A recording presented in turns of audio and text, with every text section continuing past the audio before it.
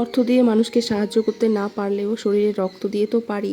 ভগবান আমাদের সেই সামর্থ্য দেয়নি যে মানুষকে অর্থ দিয়ে সাহায্য করব। তো যাই হোক, কি হয়েছে না হয়েছে সম্পূর্ণ ভিডিও দেখো, তাহলেই তোমরা বুঝতে পারবে। তো আজকে ছিল শনিবার আর উল্টো রথ ছিল, সেই জন্য আমার বর কিন্তু অফিস থেকে ফেরার সময় এই যে আমিত্তি আর হচ্ছে মালপোয়া নিয়ে এসছে। তো সেটা নিয়ে এসে আমার বর আর আমার ছেলে কিন্তু খেয়েছে, আমিও খেয়েছি।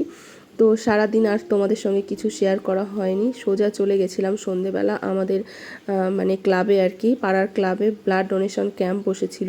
তো প্রত্যেকবারই বসে আর প্রত্যেকবারই কিন্তু আমি ব্লাড ডোনেট করি, আমার খুব ভালো লাগে। আসলে কি বলতো, আমরা তো মধ্যবিত্ত, আমরা চাইলেই কিন্তু অর্থ দিয়ে মানুষকে সাহায্য করতে পারি না, আর ভগবান সেই পরিস্থিতি দেয়নি আমাদের। তো যবে দেবে তবে সেটা আলাদা জিনিস। তো শরীরের রক্ত দিয়ে তো মানুষকে সাহায্য করতে পারি। আমার শরীরের এক ফোঁটা রক্ত যদি কারো কাজে লাগে তাহলে সেটা তো আমার খুব আনন্দেরই কথা, তাই না? তো রক্ত দিতে গিয়ে প্রথমে কিন্তু আমাকে একটু গ্লুকন-ডি দিয়ে দিয়েছিল, তারপরে রক্ত দেওয়ার পরে আবার এক গ্লাস গরম দুধ দিয়েছিল। প্রত্যেক বছর কিন্তু আমরা দুইজনে মিলে দিই, যেহেতু এবার চন্দনের দেওয়া যাবে না, মানে ও 3 মাস হয়নি দেওয়া, মানে আর কি রক্ত দিয়েছে, তো সেই জন্য ওকে বারণ করলো দিতে।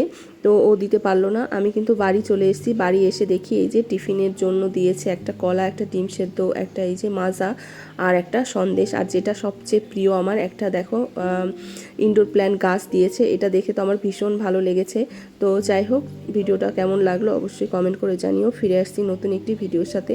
সবাই ভালো থেকো, সুস্থ থেকো।